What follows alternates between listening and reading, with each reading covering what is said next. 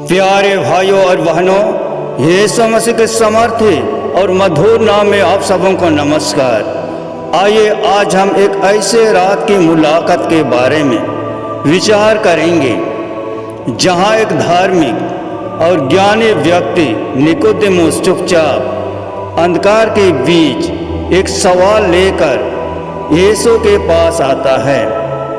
वह जानता है कि यीशु केवल एक शिक्षक नहीं बल्कि परमेश्वर से भेजा गया है, लेकिन वह एक ऐसी सच्चाई से टकराता है जो उसकी सारे धार्मिक समझ और जीवन को हिला देती है। यीशु ने कहा, जब तक कोई नए जन्म न ले वह परमेश्वर के राज को देख ही नहीं सकता। यह केवल निकोदेमुस का सवाल नहीं है, यह आज भी हम सभी का सवाल है। क्या मैं परमेश्वर के राज में प्रवेश के योग्य हूँ? क्या मेरा जीवन वास्तव में आत्मा से जन्मा है? क्या मेरा विश्वास केवल ज्ञान है या जीवित अनुभव? इस रात की बातचीत में यीशु केवल एक सच्चाई नहीं बताते, बल्कि वह हमारे सामने उद्धार का मार्ग खोलते हैं, क्रूस की ओर और विश्वास की ओर। आइए हम गहराई से जानें कि नया जन्म क्या है और कैसे क्रूस पर चढ़ाया गया उद्धारकर्ता हमें अनंत जीवन की ओर बुला रहा है। आइए सबसे पहले जानने की कोशिश करें कि निकोदेमुस कौन था। वह फरीसी था। फरीसी यहूदी धर्म के बड़े नियमों का पालन करने वाले धर्मशास्त्री थे। वे व्यवस्था के गहरे जानकार होते थे। वह यहूदियों का सरदार था। वह यहूदियों के धार्मिक परिषद का सदस्य था, एक उच्च पद। उसे समाज में मान सम्मान प्राप्त था। वह समझदार और जिज्ञासु व्यक्ति था। वह ज्ञान चाहता था, लेकिन विनम्र होकर सीखना भी चाहता था। निकोदेमुस रात को यीशु से मिलने का निर्णय क्यों करता है?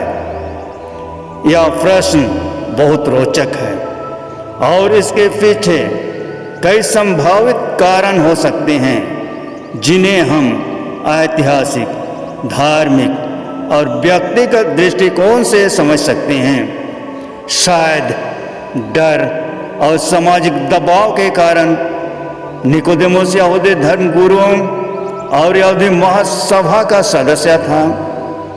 ये लोग अक्सर यीशु का विरोध करते थे, इसलिए दिन में अगर वो यीशु से मिलने जाता तो उसे आलोचना या बहिष्कार का सामना करना पड़ सकता था। वह अपनी प्रतिष्ठा को खतरे में नहीं डालना चाहता था, इसलिए वह रात में चुपचाप यीशु से मिलने आया ताकि कोई देख न सके। निकोदेमुस केवल विरोध करने नहीं बल्कि सच्चाई जानने आया था। वह जानता था कि यीशु ईश्वर की ओर से आया गुरु है। उसने यीशु के कई चमत्कार कार्यों के बारे में लोगों से सुना था, इसलिए उसके भीतर आत्मिक प्यास थी जो उसे यीशु के पास खींच लाई। रात का समय अधिक शांति और एकांत होता है, जिससे वह खुले दिल से सवाल कर सके। रात का समय चिंतन, मनन और गहराई से बात करने के लिए उपयुक्त होता है। उस समय भीड़ नहीं होती थी। वह बिना किसी बाधा के सीधे यीशु से संवाद कर सकता था। हालांकि वह रात में आया, फिर भी निकोदेमुस का यीशु से मिलने का निर्णय साहसी था। यह दिखाता है कि वह बाहरी दबावों से परे जाकर सच्चाई की खोज कर रहा था। आगे चलकर वह यीशु के पक्ष में खड़ा भी होता है। सच्चाई की खोज कभी समय नहीं देखती। जो सच्चे मन से परमेश्वर को ढूंढते हैं उन्हें वह मिल जाता है। यिर्मयाह 29:13। अंधकार में भी अगर हम यीशु की खोज करें तो वह हमें नया जन्म और नया जीवन देता है। आज भी कई लोग चर्च आते हैं, बाइबल पढ़ते हैं, प्रार्थना करते हैं, पर उनके जीवन में नया जन्म नहीं हुआ। निकोदेमुस यीशु को रवि कहकर पुकारते हैं। यीशु ने उसे कहा, जब तक कोई नया जन्म ना ले वह परमेश्वर का राज देख नहीं सकता। तो आइए समझते हैं यीशु ने ऐसा क्यों कहा। मनुष्य का स्वभाव पापी है। बाइबल सिखाती है कि सभी मनुष्य पापी हैं, सबने पाप किया है और परमेश्वर की महिमा से रहित हैं। रोमियो 3:23। इसलिए हम अपने पुराने सांसारिक स्वभाव के साथ परमेश्वर के पवित्र राज में प्रवेश नहीं कर सकते। नया जन्म आत्मिक होता है, शारीरिक नहीं। यीशु ने स्पष्ट किया, नया जन्म माँ के गर्भ से दोबारा जन्म लेना नहीं है, बल्कि यह एक आत्मिक जन्म है। जो शरीर से जन्मा है वह शरीर है, और जो आत्मा से जन्मा है वह आत्मा। यूहन्ना 3:6। यह पवित्र आत्मा के द्वारा आत्मा का पुनर्जन्म है, एक अंदरूनी बदलाव जिसमें व्यक्ति का हृदय, सोच और जीवन की दिशा बदल जाती है। नया जन्म परमेश्वर से संबंध स्थापित करता है। नया जन्म हमें परमेश्वर की संतान बना देता है। यूहन्ना 1:12 में लिखा है, जितनों ने उसे ग्रहण किया उसने उन्हें परमेश्वर की संतान बनने का अधिकार दिया। हम केवल धार्मिक कर्मों या परंपराओं से नहीं, बल्कि आत्मिक पुनर्जन्म द्वारा ही परमेश्वर के परिवार का हिस्सा बन सकते हैं। नया जन्म शुद्ध जीवन की शुरुआत है। पवित्र जीवन जीना तभी संभव है जब हमारा हृदय नया बना हो। जैसे बीज बोने पर नया पौधा निकलता है, वैसे ही आत्मा के द्वारा नया जन्म हमें एक नए जीवन की शुरुआत देता है। दूसरा कोरिन्थियों 5:17 कहता है, यदि कोई मसीह में है तो वह नई सृष्टि है, पुरानी बातें बीत गई है, देखो सब नई हो गई। स्वर्ग एक पवित्र स्थान है, वहाँ केवल नए जन्मे लोग ही जा सकते हैं। स्वर्ग में प्रवेश केवल उन्हीं को मिलता है जो पवित्र और आत्मा से परिपूर्ण है। इसलिए यीशु ने कहा कि नया जन्म स्वर्ग के लिए अनिवार्य है। जल और आत्मा से जन्म, वचन 5 और 6। जब तक कोई जल और आत्मा से जन्म ना ले स्वर्ग राज में प्रवेश नहीं कर सकता। इसका मतलब है जल पश्चाताप और पवित्रता का प्रतीक है। आत्मा, पवित्र आत्मा हमें नया बनाता है। हेजकेल 36:26 में लिखा है, मैं तुम्हें नया मन दूंगा और नई आत्मा तुम्हारे अंदर डालूंगा। आत्मा का काम हवा की तरह है। हवा चलती है पर दिखाई नहीं देती है, ऐसे ही आत्मा का काम भी होता है। आत्मा को हम देख नहीं सकते पर उसका अनुभव कर सकते हैं। जैसे पहले गुस्सा आता था, अब शांति है। पहले बुरा सोचते थे, अब भलाई करते हैं। वचन 9 निकोदेमुस ने उससे कहा, यह बातें कैसे हो सकती हैं? निकोदेमुस अभी भी उलझन में है। वह धार्मिक शिक्षक था, पर आध्यात्मिक सच्चाई को समझने में कठिनाई हो रही थी। वह सोचता है, नया जन्म, आत्मा से जन्म, यह कैसे हो सकता है? यह दिखाता है कि धार्मिक ज्ञान होना और आत्मिक समझ होना अलग बात है। वचन 10 में यीशु आश्चर्य प्रकट करते हैं कि इस्राएल का एक धार्मिक अगुवा होते हुए भी निकोदेमुस आत्मिक बातों को नहीं समझ पा रहा है। पुराना नियम बार बार बताता है कि परमेश्वर नया दिल और नया आत्मा देगा। उदाहरण हेजकेल 36:26-27। परमेश्वर का आत्मा ही नया जीवन लाता है। यीशु यह संकेत देते हैं कि सच्ची आत्मिक समझ केवल धार्मिक शिक्षा से नहीं बल्कि आत्मा से मिलती है। वचन 11 में यीशु संभवतः या तो त्रिएकता, पिता, पुत्र और पवित्र आत्मा को संदर्भित कर रहे हैं। या अपने और भविष्यवक्ताओं की सच्ची गवाही की ओर इशारा कर रहे हैं। वह कह रहे हैं, हमने जो स्वर्गीय सच्चाइयाँ देखी और जानी है वही तुम्हें बताते हैं, लेकिन तुम उन्हें स्वीकार नहीं करते। बहुत से लोग आज भी आत्मिक सच्चाइयों को मानने से इनकार करते हैं क्योंकि वह शारीरिक दृष्टि से सोचते हैं। वचन 12 में यीशु निकोदेमुस से कहते हैं, अगर तुम नए जन्म जैसी बुनियादी बात नहीं समझ पा रहे हो तो स्वर्ग की गहरी बातें कैसे समझोगे। विश्वास आत्मिक सच्चाई को समझने की कुंजी है। इब्रानियों 11:6 में लिखा है, बिना विश्वास के परमेश्वर को प्रसन्न करना असंभव है।